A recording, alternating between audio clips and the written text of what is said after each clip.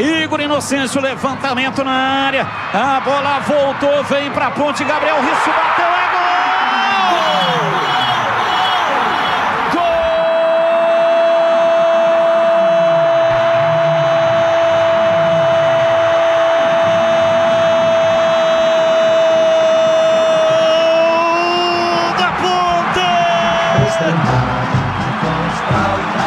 Na marca de 29 minutos da etapa final, Gabriel Risso, o argentino, que golaço!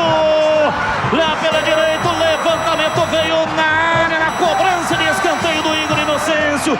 Bola desviada, sobrou pela esquerda, de perda canhota.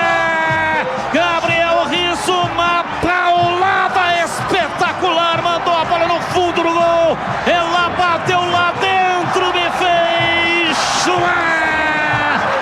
Argentino, 28 anos, para estufar a rede e levantar a nação alvinegra. A torcida vibra, vibra, da pele até o osso. Dá-lhe Ponte Preta, dá-lhe Macaca, dá-lhe Ponte Preta, dá-lhe Macaca.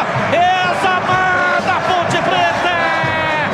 Um gol espetacular, a chamada batida perfeita, uma canhota mágica para fazer a rede balançar. A bola gosta de rede, é de rede que a bola gosta. Gabriel Risso, Gabriel Risso, Gabriel Risso, Gabriel Risso, Gabriel Risso, Gabriel Risso, Gabriel Risso, Gabriel Risso, Gabriel Risso, camisa 6.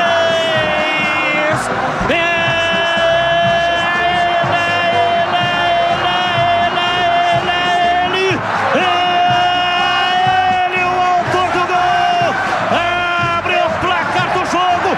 Vem comigo, nação alvinegra. O gol do Gabriel Risso também passa pelos pés, pelas mentes, passa pelo corpo da nação alvinegra. Aqui no Majestoso, Ponte Preta 1, São Paulo 0. E o detalhe do gol é São Vladimir Catarino. Um golaço! A bola sobrou para o Gabriel Risso, após bate-rebate dentro da área, ele não pensou duas vezes.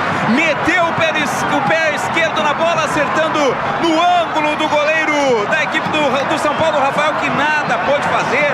Explosão do torcedor ponte-pretano. O argentino marca o gol, por enquanto, da vitória da Ponte, 1-0.